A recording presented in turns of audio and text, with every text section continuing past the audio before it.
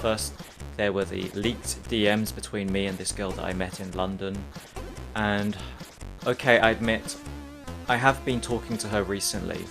And for those of you who watched my Minecraft live streams, you may have noticed someone else helping me.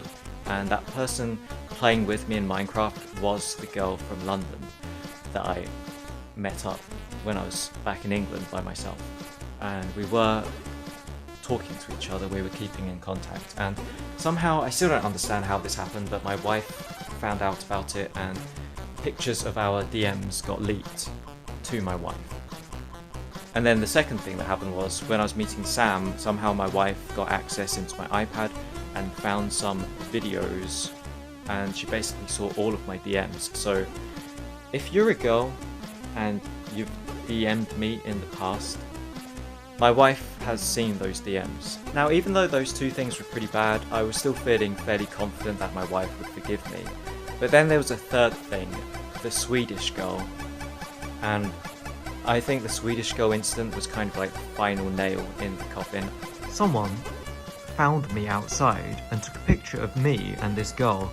And then he's tried blackmailing me, demanding that I pay him £1,000 or else he's going to send it to Chihiro, my wife. So for those reasons, my wife said to me that there's no way she could ever trust me again, and to be honest, I don't blame her. It's completely understandable. I wouldn't even trust myself. I just wasn't satisfied with that kind of lifestyle. It was just not a very fulfilling kind of lifestyle. I was in her apartment all day long, every day, just playing Rainbow Six for hours and hours and hours. And the only excitement I ever had was when some attractive girl messaged me on Instagram, and I couldn't say, no, stop, sorry, I'm married. We have this story in the English language of the boy who cried wolf. I think it would be more meaningful. It would be more salient to many social problems in the 21st century if actually it was everyone else in the village who was crying wolf and not the boy, right? Like there's a sort of boy who cries wolf effect with these arguments against playing video games, these warnings about playing video games and trying to positively motivate people to quit playing video games or overcome video game addiction, right? But it's not the boy who cried wolf. It's not that one person was saying there's a wolf again and again. It's that the boy is growing up and everyone else is crying wolf all around him, and he knows there are no wolves. He knows there's no wolf. So he ignores, or he goes out and looks and he finds there's no wolf. People grow up hearing ridiculous, absurd, dishonest arguments against playing video games. They grow up being told that if you play video games, it'll make you into a murderer or a psychopath, a violent criminal, a rageaholic, and it's not true. And many of those things you will have heard 100 times are not true. But as an adult, you've got to have the detachment to listen to me, to listen to each new person you talk to and weigh their argument on the basis of its merits, right? Like even if you've heard 100 other people give you ridiculous reasons for why playing video games is a bad idea or is the wrong choice to make in your life, maybe today, maybe you're going to hear argument 101. Maybe it's going to be valid, right? See what I mean? It's the boy who cried wolf turned upside down, inside out. I've talked to a lot of left-wing people, and they feel that they've already heard 100 arguments against communism, and that all of those are equally invalid, right? It's the boy who cried wolf, but inside, it's not just one person telling them, look, Joseph Stalin was evil, killed millions of people. Mao Zedong was evil, killed millions of people. It's not just one person, right? They're surrounded by people who are trying to cry wolf, trying to warn them, but probably those people don't really know anything about the history of communism. They don't know much about the history, the philosophy, the politics. They can't speak on it the way I can. So these people also, they have a kind of boy who cries wolf effect, right? They're surrounded by all these warnings, but all of them seem equally irrational, equally unreasonable, or even maybe factually faulty, like the arguments against video games. And then they meet me. Then they talk to me. And I have to say to them, look, even if you've heard 100 bad arguments against communism, I need you to put that aside because I'm going to give you argument number 101. And I'm going to speak to you really honestly and really earnestly, and you could really learn something from this conversation if only you'll listen. All right? And you may go into this conversation thinking that you're the expert, and I don't know what I'm talking about, but I'm going to show you that you don't know what you're talking about because you've been asking the wrong questions. Right? That's the situation with video games. It's not really that I know something you don't know. It's that you have been asking the wrong questions. And a lot of the people around you, like a lot of your parents and grandparents and school teachers, a lot of them were asking the wrong questions also, so they were giving you the wrong answers. They were giving you the wrong arguments about what the problem with video games is. All right? This guy, Daniel, his YouTube channel is titled Hiding in My Room. Every stage of his life has really been defined by video game addiction. He wouldn't use the word addiction himself, but he has admitted and talked about the fact that every stage and every phase of his life has largely consisted of him sitting alone in a room playing video games. And even with his divorce, he now says that his life didn't change very much because during his marriage, he spent all of his time sitting alone in a room playing video games, and after his divorce, now he sits alone in a room playing video games, and there's no one who meets him to eat dinner with him afterward. But that's about it. All right, it's not a big change. So he may not feel that he's a victim of the video game culture, but those who think they're happy, their stories are the most tragic, the most terrible of all. He also says openly, and I appreciate his honesty. It's really important that we have YouTube so people can come forward and tell these kinds of stories honestly in a way that they'd never be told on CNN or NBC or HBO. This never appear on television or in cinema or documentary film.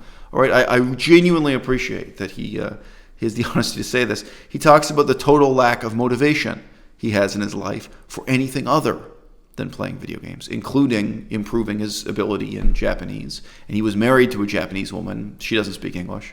They're only speaking Japanese.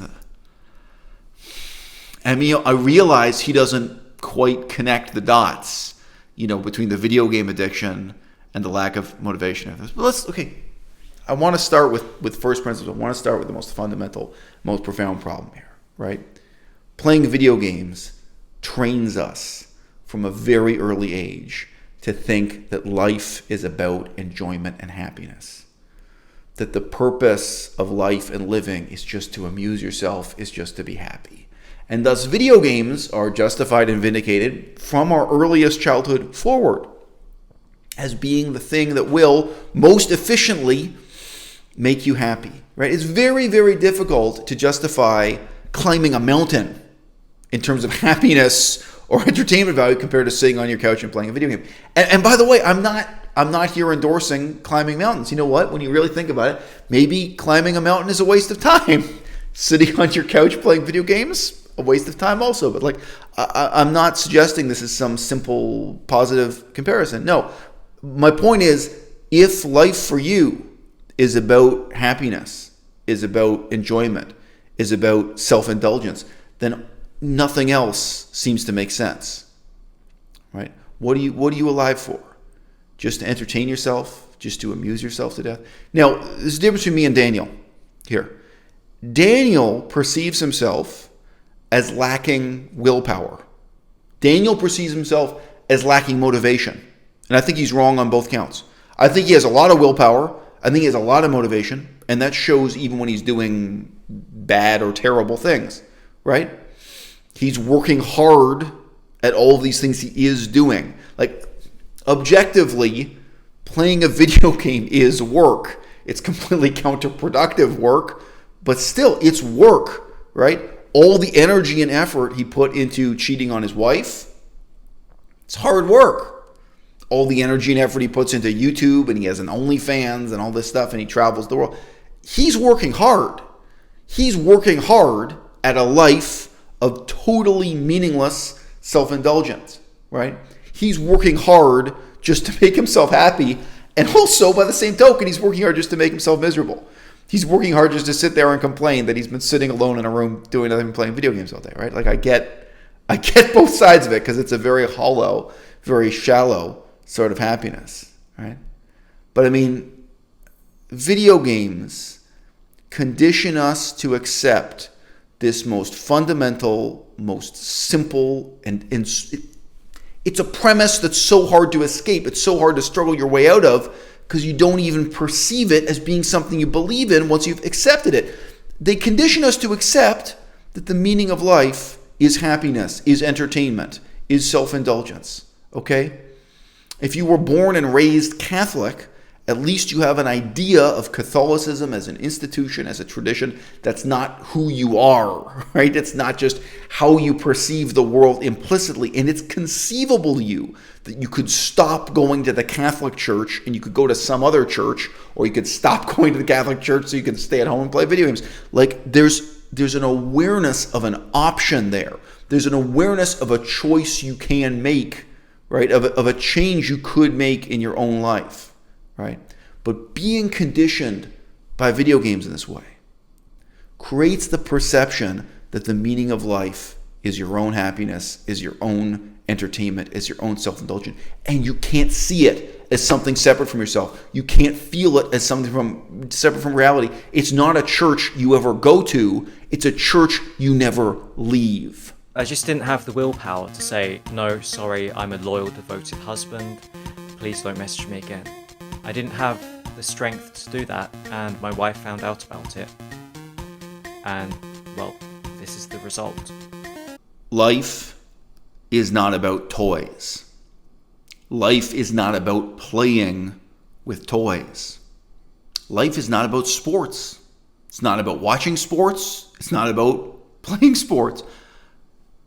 Video games, to an extent, much more profound than toys, sports, or gambling. For my generation, in the 21st century, right now, they've dragged people into this perception of the world as if life really is about and for nothing more than playing with toys, than playing games. One of the surest signs of video game addiction is that you rush to eat your meals as quickly as possible so you can get back to playing the game. Everything else in your life becomes compressed into the shortest span of time possible because the game is not a game anymore, right? The game is your real life. The game is, for you, the meaning of life. And by the way, all the crap I do with my time, it's susceptible to the same analysis. It's susceptible to the same condemnation. Back when I was studying Buddhist philosophy, you could say to me, bro, this is your life. This is the meaning of life. This has taken over your life. Sure. And it was true. And it's a bad thing. There's good and bad to it. It's better than spending 5 years playing Rainbow Six or, playing video games. Sure. But you know what? Like, what I do with my time, believe me, I'm self-critical. I'm not sitting here pretending that what I do is somehow black and white, totally different from playing video games. But even if we're into shades of gray, we need to take very, very seriously these differences in shades of gray. Once people have been conditioned in this way to accept that the meaning of life is nothing but making themselves happy, their amusement, their entertainment, their self-indulgence, play, games, once they've taken that step, right, they're no longer trying to have a meaningful life. They're no longer even trying to be intelligent. So what kind of a life do they end up leading? A meaningless life and an unintelligent life. And then they're trapped in a self-loathing cycle of being aware that what they're devoted to, what they do with their time, is fundamentally childish, is fundamentally worthless, is fundamentally pointless, right? They're not researching the cure for cancer. They're not researching the history of slavery in Thailand, Laos, and Cambodia. I mean, sorry, I say I researched Buddhism, but there are all kinds of other political historical elements. Whatever it was that was meaningful to me in those years of my life, they're not doing something that matters to anyone. And on some level, they're aware it doesn't even matter to themselves. They've remained like a pig in its pig pen. They've remained like an infant in a playpen. They've continued living a life that is fundamentally meaningless rather than meaningful, unintelligent, intellectually null and void. Then what's the next step after that? I think you see that in the life of David, this YouTuber. His YouTube channel is called Hiding in My Room. I think you see the way in which he still reaches out for meaning. He reaches out for challenges. He reaches out for love. Sometimes he rages against the bars of this cage that he has locked himself inside. And now that I look at my life right now at this moment, to be honest, I don't really feel like my life is very different to how it used to be. I'm still just staying at home most of the time, playing games, making videos, going out shopping. It's just that I'm by myself for most of the time, and I don't have any of the problems or the arguments or the fighting that I had to deal with when I was married. On some level, to some extent, he knows there is a real life worth living somewhere. He may not even be able to imagine what it is, but he knows this isn't it. You really need dedication and determination to consistently make videos all the time, every day, every week, every month, for years upon years upon years, and not getting tired with it, not giving up,